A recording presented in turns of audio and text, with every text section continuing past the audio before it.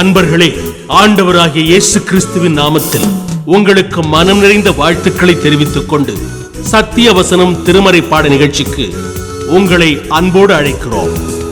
சத்திய வசனம், இது தேவனின் வசனம். நாம் சோர்ந்து போகையில் கரம் கொடுக்கும் நம் தேவனின் வசனம், நம் தேவனின் வசனம். பயத்தினுடைய விளைவுகளை குறித்தும் பயத்துக்கு காரணங்கள் என்னது என்பதை பற்றியும் ஆராய்ந்தோம். பயம் நம்முடைய சரீர நலத்துக்கு ஏற்றது அல்ல என்று பார்த்தோம். ஆத்மீக வாழ்க்கைக்கும் பயத்தினுடைய விளைவுகள் நலனான விளைவுகள் இல்ல என்றும் பார்த்தோம். மேற்கொண்டு பயத்துக்கு ஆதி காரணங்கள் என்னது என்பதை ஆராயும் பொழுது ஆண்டவர் தாமே பயத்துக்கு காரணகர்த்தா இல்லை என்பதையும் பார்த்தோம். பயத்தை உண்டாக்குகிறது, விளைவிக்கிறது சாத்தானுடைய விளைவு என்று பார்த்தோம். தேவன் நமக்கு பயத்தின் ஆவியை கொடுக்கவில்லை, தெளிந்த புத்தியையும் அன்பையும் வல்லமையும் கொடுக்கிறார் என்று பார்த்தோம். ஆபிரகாம், ஈசாக்கு, யாக்கோபு என்பவர்களுக்கு தேவன் திரும்ப திரும்ப கொடுத்த உரை என்ன? பயப்படாதே, நான் உன்னோடு இருக்கிறேன், உன்னை தாங்குவேன். சூழ்நிலையின் எல்லா காரியங்களையும் ஆராய்ந்து தெளிவாக சிந்தனையோடு நடக்கும் நீ, நானும் உன் சூழ்நிலையிலே சம்பந்தப்பட்டிருக்கிறேன், நான் உனக்கு நலமான காரியங்களை ஆக்குவதற்காகவே இத்தகைய சம்பந்தத்திலே ஈடுபட்டேன் என்பதை மறந்து விடாதே என்று திரும்ப திரும்ப உறுதி கூறினார். பயத்துக்கு ஆதி காரணமாக இருப்பது சாத்தான் என்று பார்த்தோம். ஆனால் நம்முடைய வாழ்க்கையிலே பயம் வருவதற்கு சில காரணங்கள் உண்டு. முதலாவது, சூழ்நிலையின் சந்தர்ப்பங்களையும் மனிதர்களையும் மட்டும் பார்த்துவிட்டு தேவனும் அங்கு ஈடுபட்டிருக்கிறார் என்பதை நாம் மறந்து விடுவோமே என்றால் அந்த சூழ்நிலைக்கு நாம் இரையாகி முழுகியே போகிறோம் என்று பார்த்தோம். இன்னொரு காரணம், பயத்தை விளைவிப்பது நம்முடைய பாவம் என்று பார்த்தோம். ஆதாம் ஏதேமோன தோட்டத்திலே தேவனோடு தொடர்பு கொண்டு அவரோடு ஒப்புரவாகி இருக்கும் காலத்திலே அவர் வரும்பொழுது அவருடைய வரவை எதிர்நோக்கி இருப்பான். ஆனால் பாவத்திலே பிடிபட்ட பின் ஆண்டவர் இறங்கி வந்து அவனை தேடி வரும்பொழுது ஓடி ஒளிந்து கொள்கிறான். ஏன்?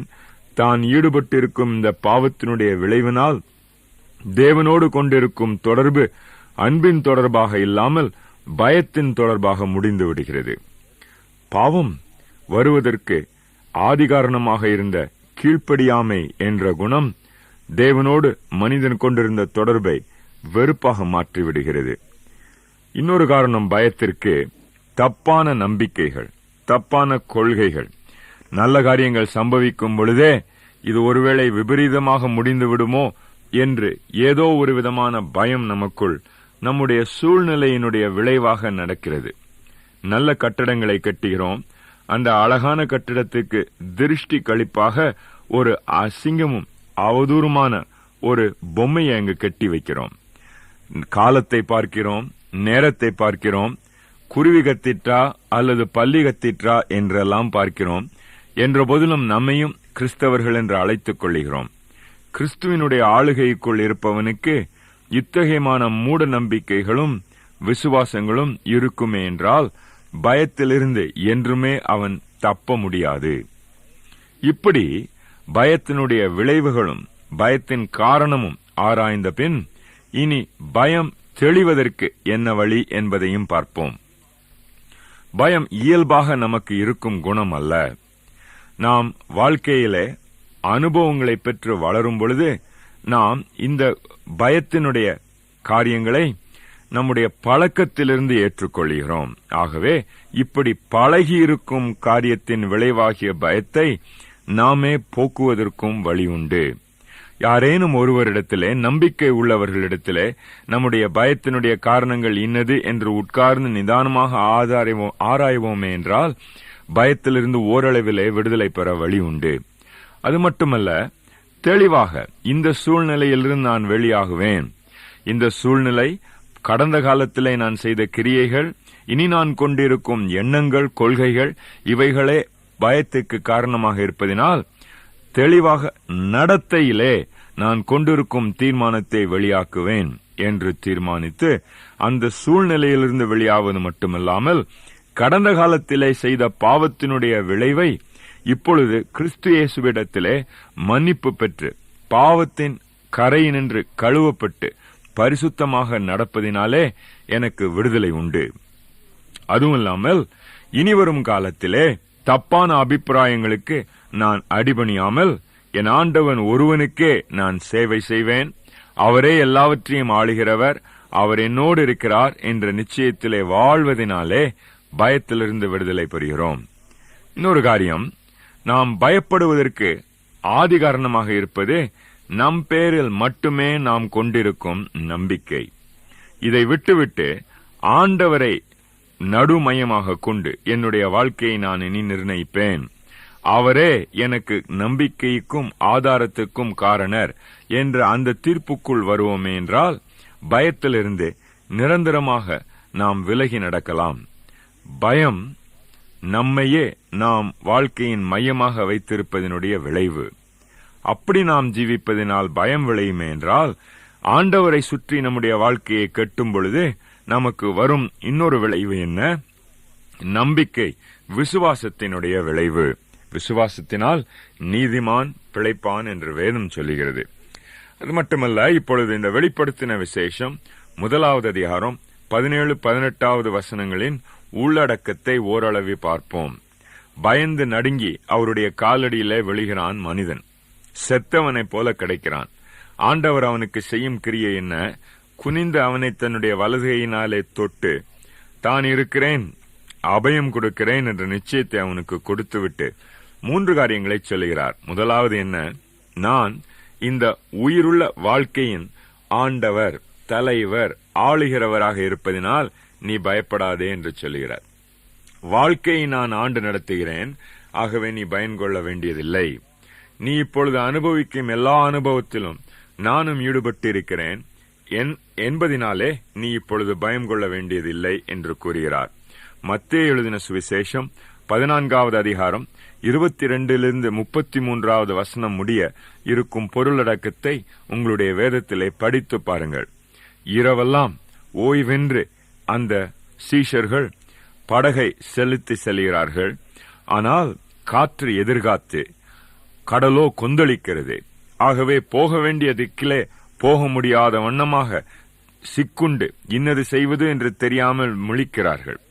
அந்த சமயத்திலே பயத்தினாலே பிடிபட்டு வாழ்க்கையின் இறுதியே வந்துவிட்டதோ என்ற அந்த கட்டத்திலே இருக்கும் பொழுது ஆண்டவர் அவர்கள் அங்கு முயல்வதையும் முயற்சியிலே வெற்றி பெறாததையும் கண்டு அவர்களிடத்தில் தாமே போகிறார்.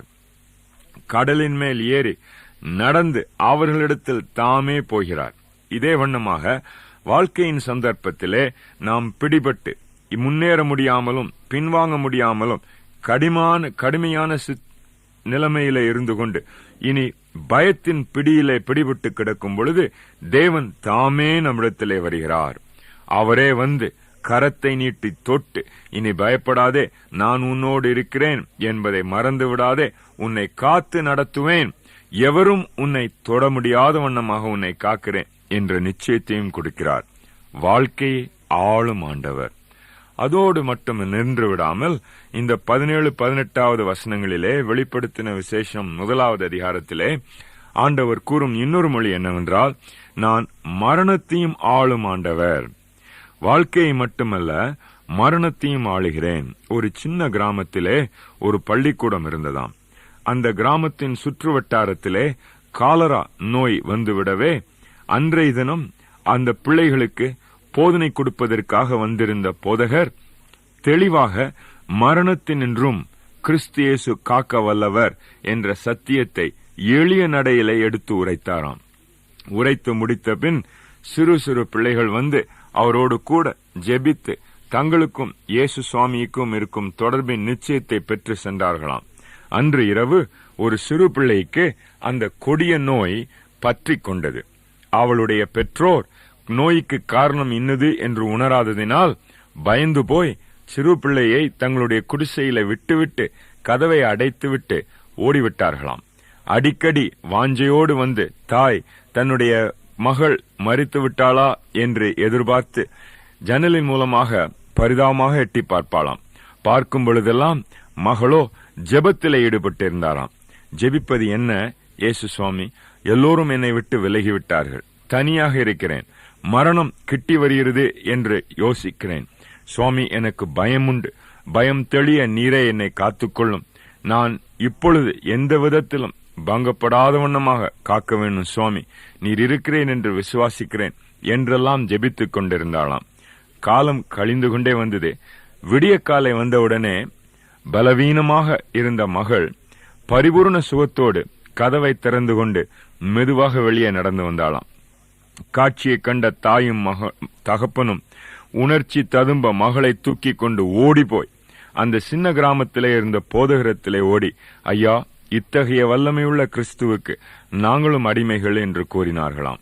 ஒரு சிறு பெண் ஒருத்தி வாழ்க்கையினுடைய இறுதிக்கு வந்துவிட்டோம் என்ற எண்ணத்தோடு மரணத்தையே எதிர்த்து நின்று, என் ஆண்டவர் என்னோடு இருக்க நான் உனக்காக பயப்பட மாட்டேன் என்று போராடி வெற்றி கண்டாள்.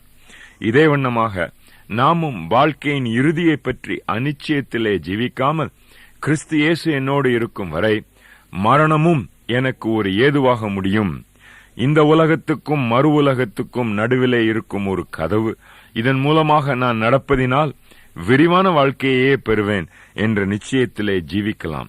நமக்கு மரணத்தை பற்றிய பயமும் இல்லாமல் போகிறது. அது மட்டுமல்ல, நித்தியத்தை பற்றிய பயமும் இல்லாமல் இயேசு கிறிஸ்து காக்கிறார். என்றென்றைக்கும் உயிரோடு இருக்கிறேன், மரணத்தினுடைய திறவுகோலும்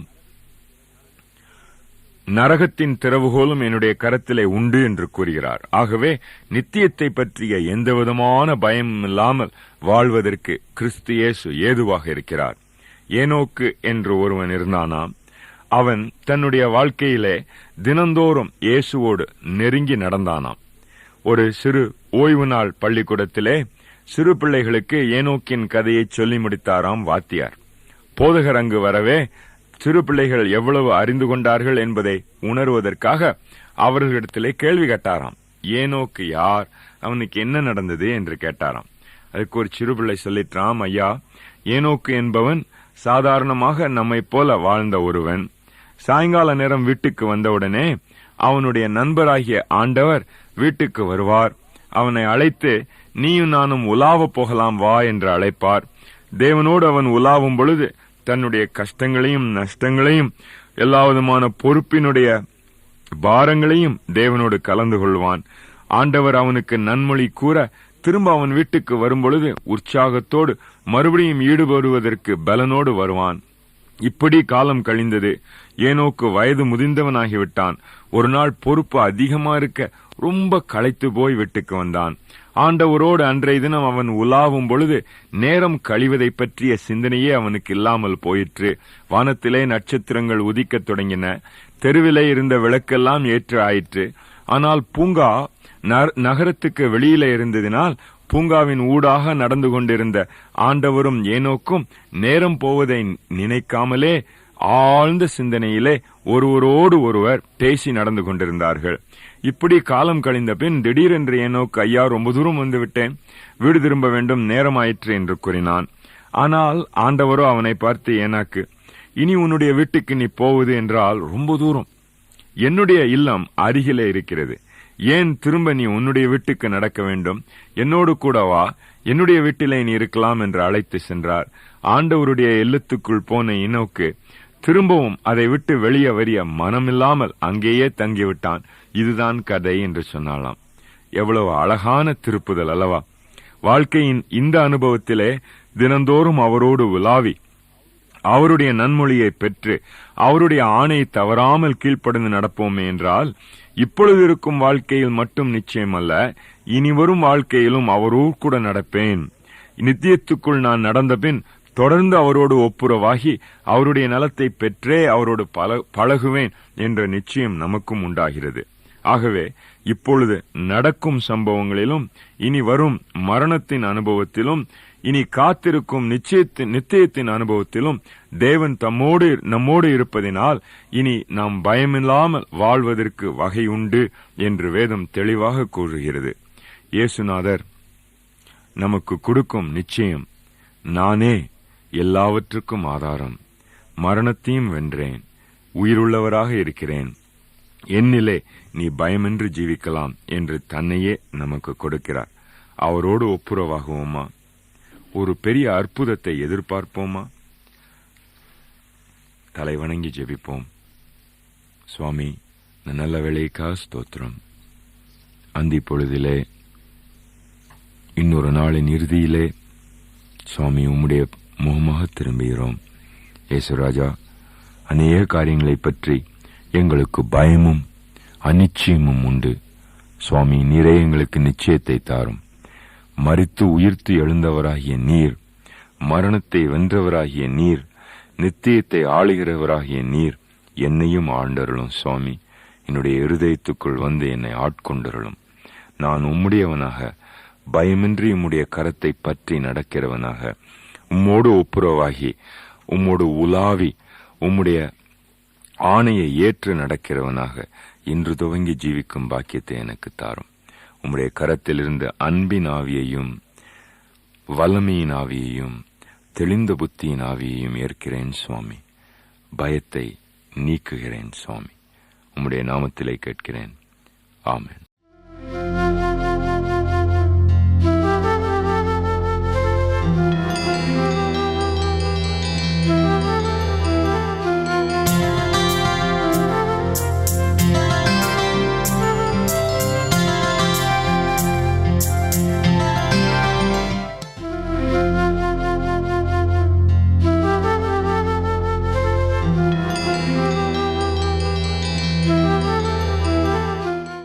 எமது முகவரி: சத்தியவசனம், தபால் பெட்டி எண் 55, 9 வெங்கட்ராமன் தெரு, சின்ன சொக்கிக்குளம், மதுரை 625002.